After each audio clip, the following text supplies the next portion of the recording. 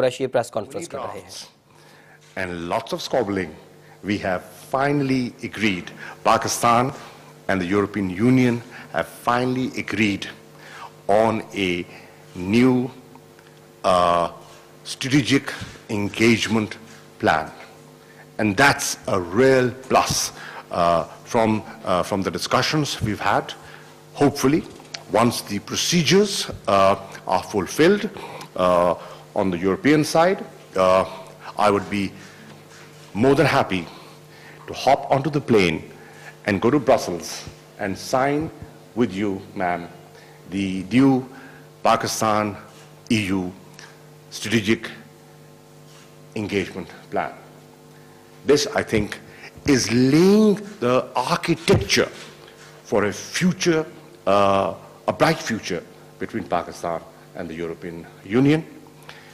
There are lots of Pakistanis spread all over Europe, contributing to socio-economic development of your member states. Very useful Pakistanis, contributing a lot to us through their remittances. So we have a bridge between us that is generating goodwill, and we can build on that further. We also, in our discussions, I shared with the High Representative Pakistan's point of view and the steps that we have taken vis-a-vis FATF, how we intend to fulfill our obligations and political commitments to the international community. I also shared with her the evolution of the National Action Plan and how the Peshawar tragic incident or the watershed in the way people in Pakistan dealt with terrorism and extremism, and what the Pakistan Armed Forces have done in cleansing the tribal belt, and the new political consensus that has evolved. We also had a good discussion on the status of INGOs, the perception and the reality, and I shared with the High Representative what initiatives we had taken, and some of the anxieties, I hope, after the discussion we've had, would settle down, and they would feel more comfortable in working in Pakistan. I also shared with her how German political foundations, through negotiations and talks, have now been incorporated and have been registered, and how 75 of INGOs are already registered and are working in Pakistan, and we are working on others as well. And lastly, we had a very good discussion, and we shared and compared notes on Afghanistan. As you know, the European Union has been a great contributor to Afghanistan's reform and reconstruction agenda. They also, like us, have a stake in peace and stability in Afghanistan. So we shared Pakistan's perspective, Pakistan's role of facilitation in the peace and reconciliation process, and where we stand on that at the time. I also gave her an overview of our government's thinking vis-a-vis our eastern neighbor, that's India. How open we were, how open we are in engaging with them to resolve our outstanding issues through a sustained dialogue, because that's the only sensible way forward, as we have consistently held this view that there is no military solution to Afghanistan, and the only way forward is a negotiated political settlement. We are both convinced there is no solution to India and Pakistan but to talk and resolve issues through negotiations. Can two atomic neighbors even think of going to war? It's madness. and Pakistan has demonstrated restraint, a measured response, and immediately after being aggressed upon, the steps we took to de-escalate. The world is not oblivious of the steps we have taken, the release of the captured pilot, immediate release of the captured pilot, the unilateral decision to send our High Commissioner back to Delhi, and the decision to re-establish the hotline between the military directorates. These are all steps towards de-escalation. I also shared with her the desire of this government to open up on liberalization of visas, how we want to open up this country to foreigners, invite them to Pakistan, and the Kartarpur corridor. The impact that initiative is going to have on building confidence between two neighbors was also discussed. We also discussed Iran, and as you know, the Europeans and the European Union have a somewhat different perspective from the US on Iran. So we discussed the Iranian situation and how important Iran is for Pakistan, being our neighbor, and how important it is to achieve peace and stability in Afghanistan. So, ma'am, thank you for coming. I wish you could spend more time, but I hope there'll be more opportunities of interacting with you. Thank you. For sure. Thank you very much for inviting and for receiving me with such a warm welcome and such a productive discussion we've had this morning.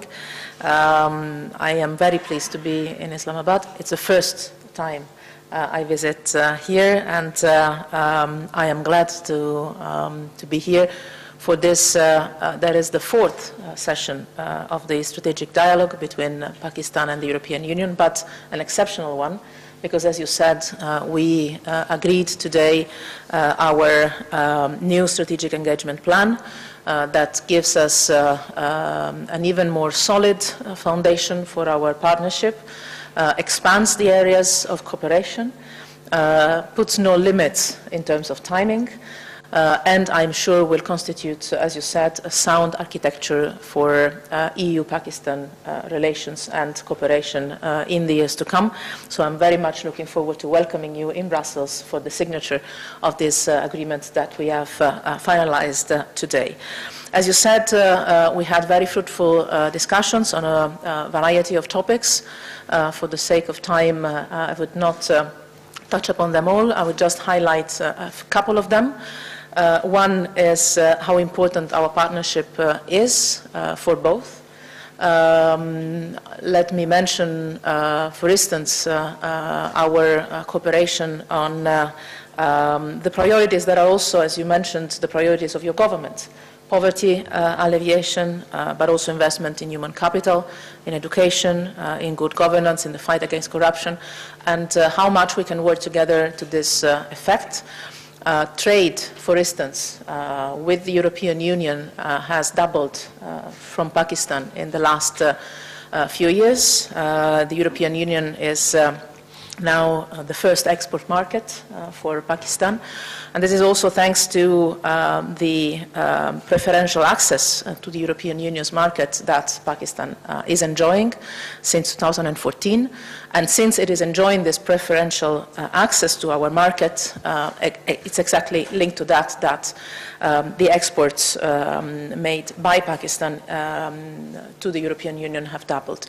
This is linked to the implementation of a certain number of international conventions. It's what we call the Generalized Scheme of Preferences Plus, and we've also discussed about the implementation of these international conventions that are namely linked to the promotion of human rights and also freedom of religion and belief, freedom of expression, the situation of women and the role of civil society in Pakistan. We've had good discussion, and I've noticed the strong political commitment of the minister and this government to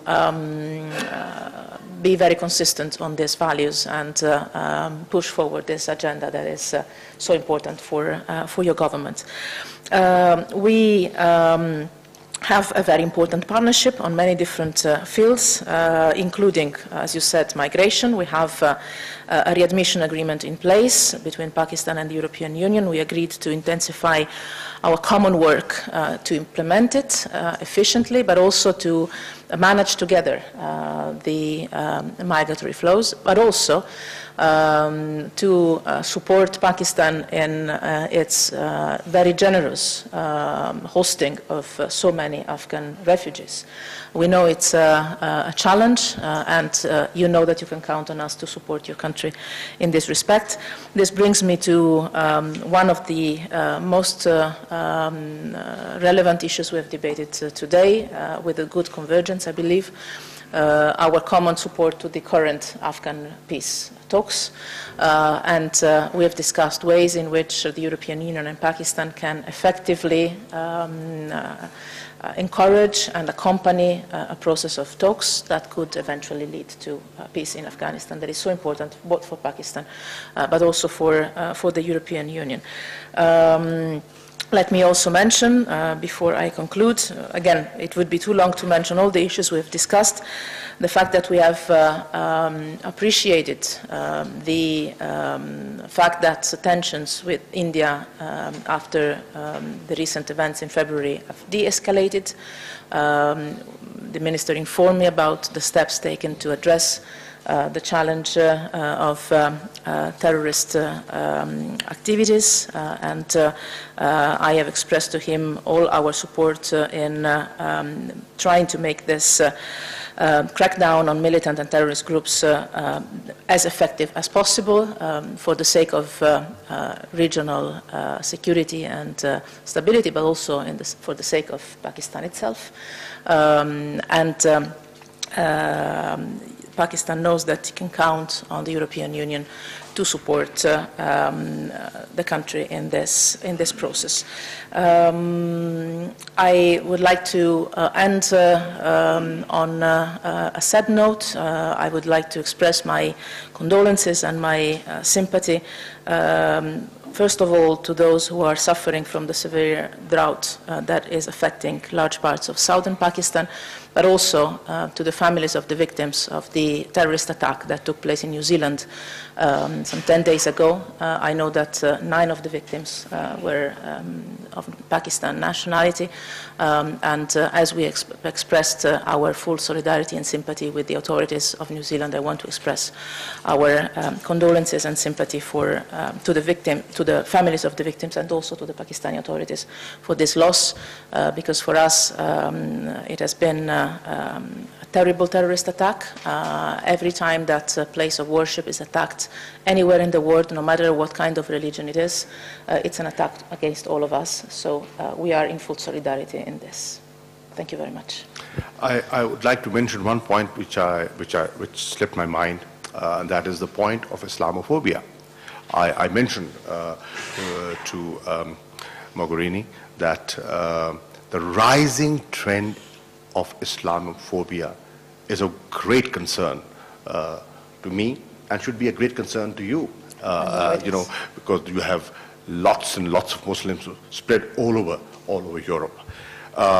And I shared with her the sentiment of the special meeting convened in Istanbul of OIC, and also the leadership shown by the Prime Minister of New Zealand in tackling this very sensitive issue, leading from the front and telling the world that there is a different way of dealing with this.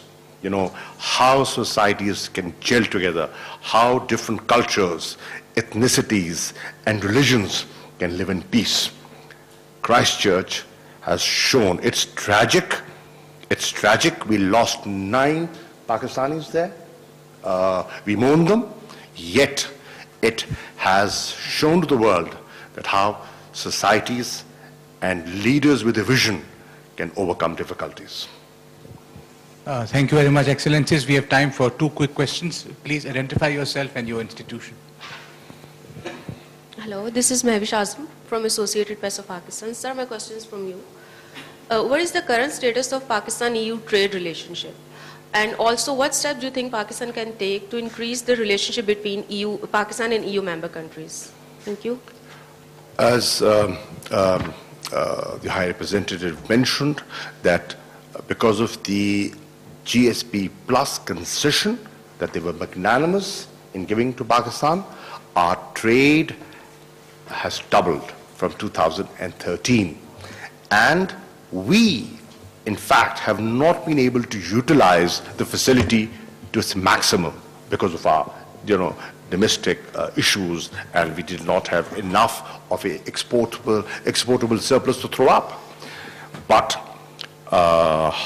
this government is very keen to enhance its exports and to fix the trade deficit. This facility is available to Pakistan till 2023, and the government lasts till 2023. The term lasts till 2023. So we are going to ensure that we utilize that facility to its maximum and increase as many exports and generate as many jobs as we can for Pakistanis, the youth of this country that needs employment. So trade is moving in the right direction, but there's a lot of potential. And with other EU member countries, our trade is picking up. Our investments are picking up. I would mention 2 very important European companies, Renault and Volkswagen, that have taken a major decision for major investments in Pakistan. And there are many more to follow. One last question, please. Ma'am, this is Asad from PTV. And my question is regarding the OIC's recent decision to request the special session of UN General Assembly regarding Islamophobia. What would be EU's position on this? First of all, I want to fully share the words that the Minister said about the fact that the rise of Islamophobia is a threat for us all. It's a threat not only for Muslims, but also for our societies. Because the strength of our societies lies in their diversity, and whoever attacks the diversity of our societies attacks the entire society, not just one segment of it. This is why for the European Union institutions, for me personally, for all our member states, it is a priority to make sure that Islamophobia doesn't find any place in the European Union. This is why I fully share your words about the leadership shown by the Prime Minister of New Zealand in addressing the terrorist attack that took place 10 days ago there. And this is why the European Union was represented at the last meeting of the OIC to tackle Islamophobia. And obviously, we are more than willing to cooperate with our partners, not only in the OIC, but also in the UN framework, to make sure that not only Islamophobia, but any kind of attacks on anybody, especially on the basis of his or her religion or belief or non-religion, finds no place in our world. So we will be consistent in working together with single countries, with the OIC, in the UN framework, to make sure that this doesn't happen, as well as to make sure that no person, no man, no women can be discriminated against or under attack for anything that is related to its identity, his or her identity, his or her religion or belief, or his or her background of any kind. This is the nature of the European Union identity. This is our DNA, and we will do our best together with our partners in the world to make sure that these values are protected in the world. That would be all. Thank you very much, everyone. Thank you. So if you could shake hands here. Yeah. Sure.